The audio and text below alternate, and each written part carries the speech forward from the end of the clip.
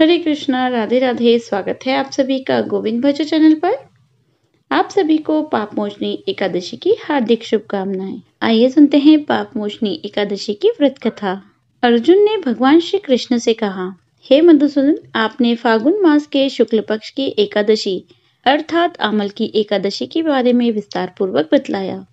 चैत्र माह के कृष्ण पक्ष में आने वाली एकादशी का क्या नाम है तथा उसकी विधि क्या है? कृपा करके आप मेरी बढ़ती हुई जिज्ञासा को शांत करते हुए इसका वर्णन करें। भगवान श्री कृष्ण ने कहा, हे अर्जुन, चैत्र मास के कृष्ण पक्ष की एकादशी को पापमोचनी एकादशी के नाम से जाना जाता है।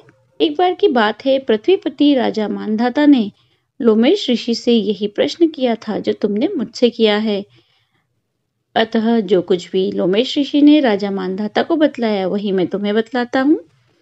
राजा मानधाता ने धर्म के गूढ़ रहस्यों के ज्ञाता महर्षि लोमेश से पूछा, हे ऋषि श्रेष्ठ, मनुष्य के पाप का मोचन किस प्रकार संभव है? कृपा कर कोई ऐसा सरल उपाय बताए जिससे सभी को सहज ही पापों से छुटकारा मिल जाए। महर्षि लोमेश ने कहा, हे नृपति, चैत्र मास के कृष्ण पक्ष की एकादशी का नाम पाप मोचनी एकादशी है। उसके व्रत के प्रभाव से मनुष्य के अनेक पाप नष्ट हो जाते हैं।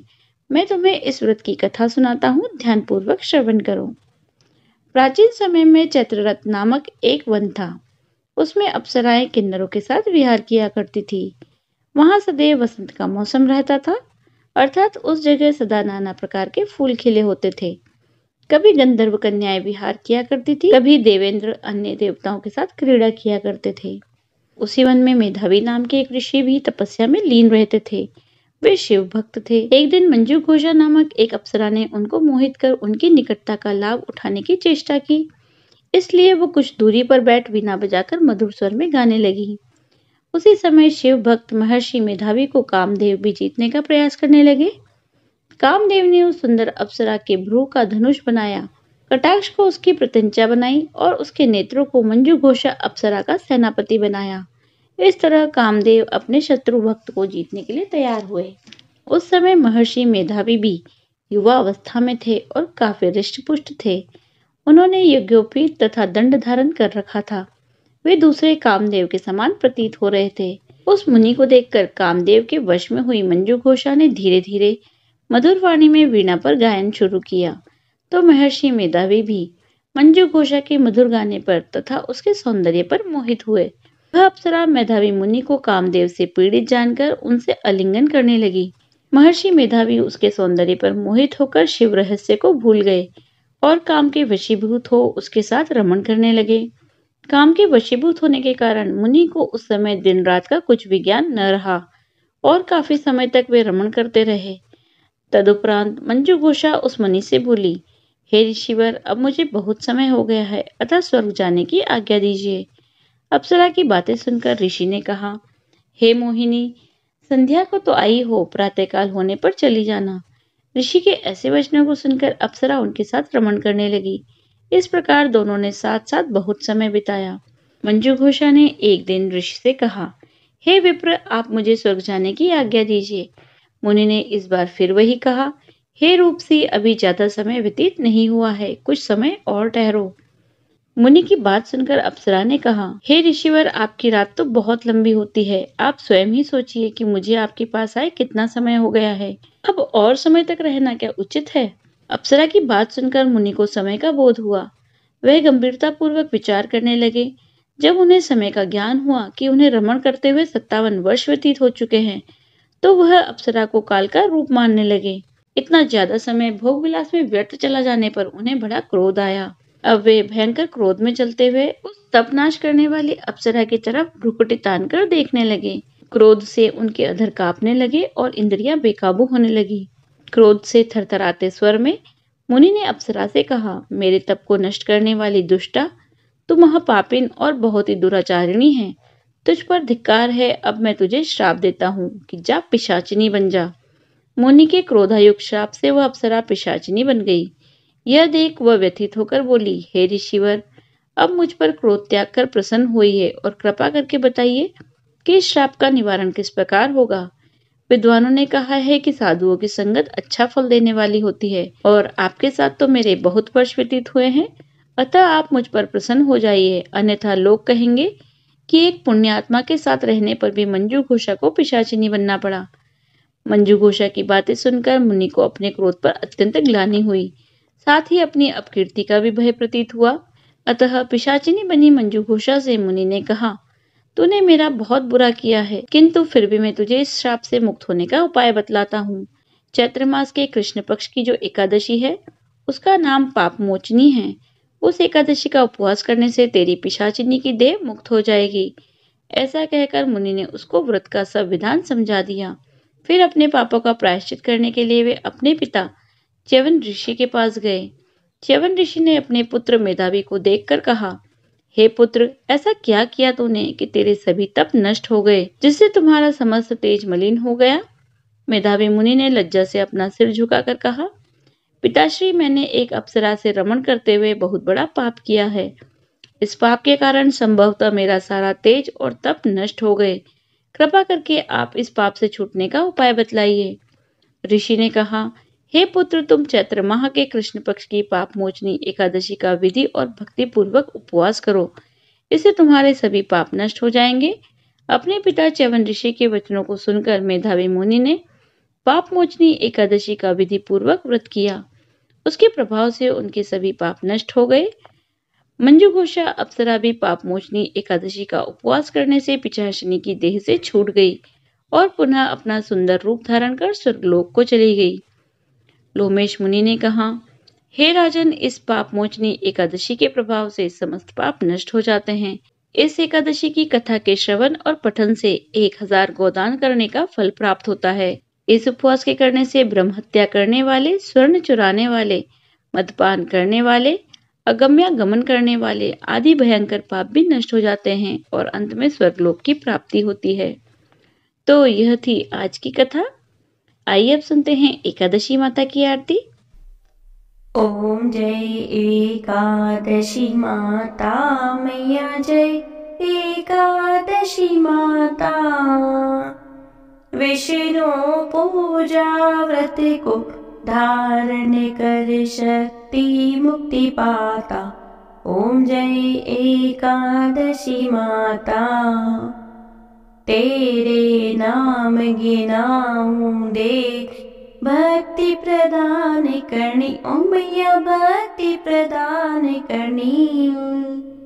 गण गौरव की देनी माता, शास्त्रों में वरनी। ओम जय एकादशी माता। मार्गशीर्ष के कृष्ण पक्ष की उत्पन्ना, विश्वतारिणी जननी। ओम मैया विश्वतारिणी जननी। शुक्ल पक्ष में हुई मोक्षदा, शुक्ल पक्ष में हुई मोक्षदा, मुक्तिदाता बनी आई। ओम जय एकादशी माता। पोष के कृष्ण पक्ष की सफला नामक है। ओम मैया सफला नामक है। शुक्ल पक्ष में हुए पुत्रदा, शुक्ल पक्ष में हुए पुत्रदा, आनंद अधिक रहे। ओम जय एकादशी माता। नाम षट्तिला माघ मास में कृष्ण पक्ष आवे। ओम मैया कृष्ण पक्ष आवे। शुक्ल पक्ष में जया कहावे, शुक्ल पक्ष में जया कहावे, विजय सदा पावे। ओम जय एकादशी माता। विजया फागुन कृष्ण पक्ष में शुक्ला आमल की। ओम मैया शुक्ला आमल की। पाप मोचनी कृष्ण पक्ष में, पाप मोचनी कृष्ण पक्ष में चैत्र महाबली की। ओम जय एकादशी माता। चैत्र शुक्ल में नाम कामदा, धन देने वाली। ओम मैया धन देने वाली। नाम बरूथनी कृष्ण पक्ष में, नाम वरोधनी कृष्ण पक्ष में वैशाख महावाली। ओम जय एकादशी माता। शुक्ल पक्ष में हुए मोहिनी अपराजेष्ठ कृष्ण पक्षी। ओ मैया अपराजेष्ठ कृष्ण पक्षी। नाम निर्जला सब सुख करनी, नाम निर्जला सब सुख करनी, शुक्ल पक्ष रखी। ओम जय एकादशी माता। योगिनी नाम आषाढ़ में जानो, कृष्ण पक्ष करनी। ओ मैया कृष्ण पक्ष करनी। देवशयनी नाम कहायो, देवशयनी नाम कहायो, शुक्ल पक्ष धरनी। ओम जय एकादशी माता। कामिका श्रावणी मास में आवे, कृष्ण पक्ष कहिए। ओ मैया कृष्ण पक्ष कहिए। श्रावण शुक्ला हुए पवित्र, श्रावण शुक्ला हुए पवित्र, आनंद से रहिए। ओम जय एकादशी माता। अजाभाद कृष्ण पक्ष की परिवर्तनी शुक्ला। ओ मैया परिवर्तनी शुक्ला। इंदिरा अश्विनी कृष्ण पक्ष में, इंदिरा अश्विनी कृष्ण पक्ष में, व्रत से भव सागर निकला। ओम जय एकादशी माता। पापा कुंशा है शुक्ल पक्ष में, आप हर निहारी। ओ मैया आप हर निहारी। रमा मास कार्तिक में आवे, रमा मास कार्तिक में आवे, सुखदायक भारी। ओम जय एकादशी माता। देवोत्थानी शुक्ल पक्ष की दुखनाशक मैया। ओ मैया दुखनाशक मैया। पावन मास में करो विनती, पावन मास में करो विनती, पार करो नैया। ओम जय एकादशी माता। परमा कृष्ण पक्ष में होती जन मंगल करनी। ओ मैया जन मंगल करनी। शुक्ल मास में हुए पद्मिनी, शुक्ल मास में हुए पद्मिनी, दुख दरिद्र हरनी। ओम जय एकादशी माता। जो कोई आरती एकादशी की भक्ति सहित गावे। ओ मैया भक्ति सहित गावे। जन गुरु दीता स्वर्ग का वासा, जन गुरु दीता स्वर्ग का वासा, निश्चय वह पावे। ओम जय एकादशी माता। बोलो एकादशी मैया की जय। शिवा के बिहारी लाल की जय। यदि आपको वीडियो अच्छी लगी हो तो लाइक कीजिए, ज़्यादा से ज़्यादा इसे शेयर कीजिए। यदि आप चैनल पर नए हैं तो चैनल को सब्सक्राइब कर लीजिए, बेल आइकन को प्रेस कर दीजिए, जिससे आने वाले नए वीडियोस की नोटिफिकेशन आपको तुरंत मिल जाए। मिलती हूँ आपसे अगले वीडियो में, तब तक बने रहिए गोविंद भजो चैनल पर। हरे कृष्णा, राधे राधे।